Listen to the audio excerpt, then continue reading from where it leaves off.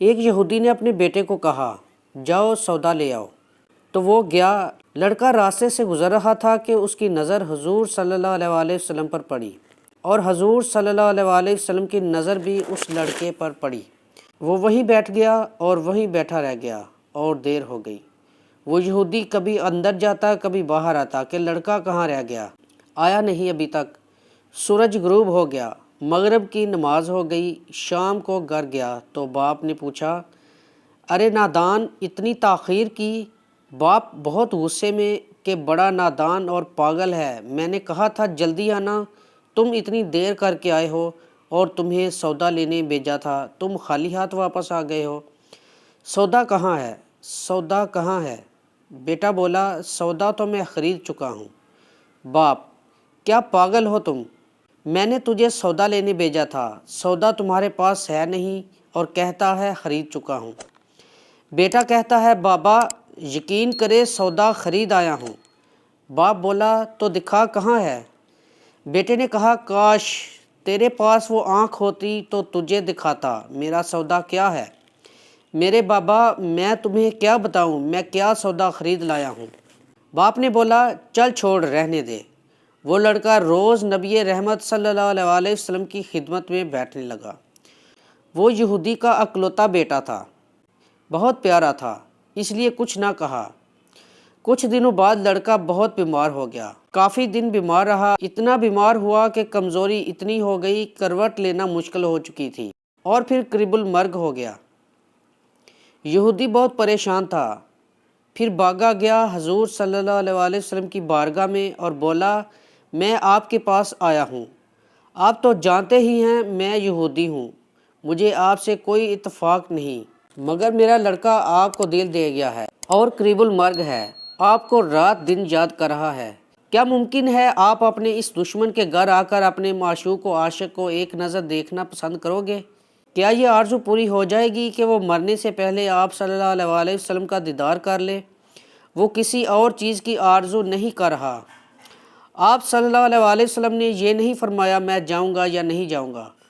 آپ صلی اللہ علیہ وآلہ وسلم نے فرمایا ابو بکر اٹھو، عمر اٹھو، علی چلو چلیں، عثمان آؤ، باقی بھی جو سب ہیں چلیں آپ کے عاشق کا دیدار ہم بھی کریں، اپنا دیدار اسے دیتے ہیں، آخری لمحہ ہے، آنکھیں بند کرنے سے پہلے اسے ہم کچھ دینا چاہتے ہیں، چلو چلتے ہیں۔ یہودی کے گھر پہنچے تو لڑکے کی آنکھیں بند تھیں۔ حضور صلی اللہ علیہ وآلہ وسلم کا سراپا کرم ہی کرم ہے۔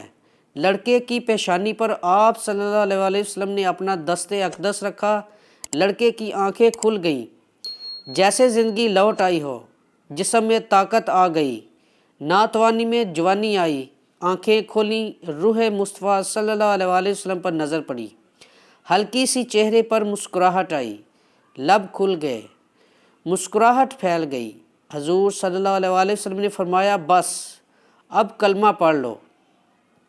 لڑکا اپنے باپ کا منہ تکنے لگا تو وہ یہودی بولا میرا منہ کیا تکتا ہے؟ ابو القاسم محمد ابن عبداللہ صلی اللہ علیہ وآلہ وسلم جو کہتے ہیں کر لو۔ لڑکا بولا یا رسول اللہ صلی اللہ علیہ وآلہ وسلم میرے پاس تو کچھ بھی نہیں۔ آپ صلی اللہ علیہ وآلہ وسلم نے فرمایا بس تم کلمہ پڑھو، میں جانوں اور جنت جانے، تم میرے ہو، جاؤ جنت بھی تو میری ہے، جنت میں لے جانا یہ میرا کام ہے۔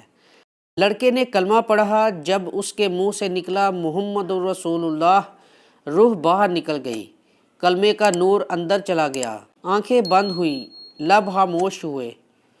اس لڑکے کا باپ وہ یہودی بولا محمد صلی اللہ علیہ وآلہ وسلم میں اور آپ دونوں مخالف ہیں، اس لیے یہ لڑکا اب میرا نہیں رہا، اب یہ اسلام کی مقدس امانت ہے، کاشانہ اے نبوت صلی اللہ علیہ وآلہ وسلم سے اس کا جنازہ اٹھے، تب ہی اس کی عزت ہے، لے جاؤ اس کو۔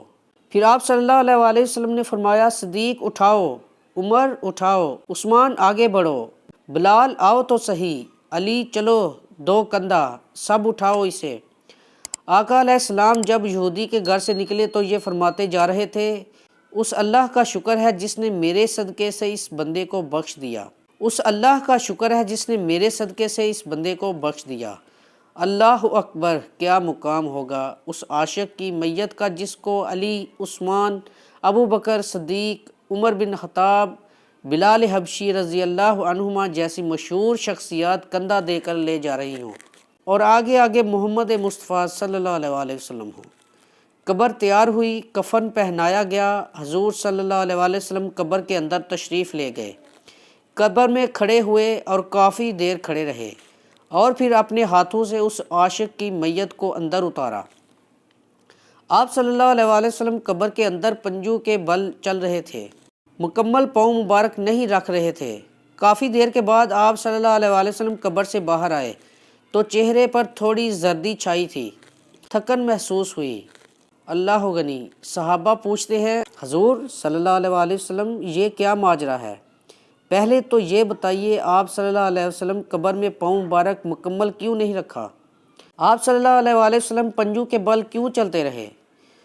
تو کریم آقا صلی اللہ علیہ وسلم نے فرمایا، قبر کے اندر بے پناہ فرشتے آئے ہوئے تھے، اس لیے مجھے جہاں جگہ ملتی تھی میں پنجہ ہی رکھتا تھا، پاؤں رکھنے کی جگہ نہیں تھی۔ میں نہیں چاہتا تھا کسی فرشتے کے پاؤں پر میرا پاؤں آ جائے۔ پھر صحابہ نے پوچھا آپ صلی اللہ علیہ وسلم قبر کے اندر کیوں گئے؟ ہمیں کہتے ہم چلے جاتے۔ تو سبحان اللہ خوبصورت جواب دیا کہ میں نے اس لڑکے کو بولا تھا نا تیری قبر کو جنت بناؤں گا، تو اب اسی قبر کو جنت بنانے قبر کے اندر چلا گیا تھا۔ تو پھر حضور صلی اللہ علیہ وسلم اتنے تھکے ہوئے کیوں ہیں؟ تھکا اس لیے ہوں کہ فرشتے اور حوریں اس عاشق کے دیدار کے لیے آ رہے تھے اور میرے وجود سے لگ لگ کر گزر رہے تھے، ان کی وجہ سے تھک گیا ہوں۔ ناظرین، ویڈیو پسند آنے کی صورت میں اسے لائک اور شیئر کر دیں، اور جنہوں نے چینل کو سبسکرائب نہیں کیا وہ چینل کو سبسکرائب کر لیں۔ جزاک اللہ، اللہ حافظ۔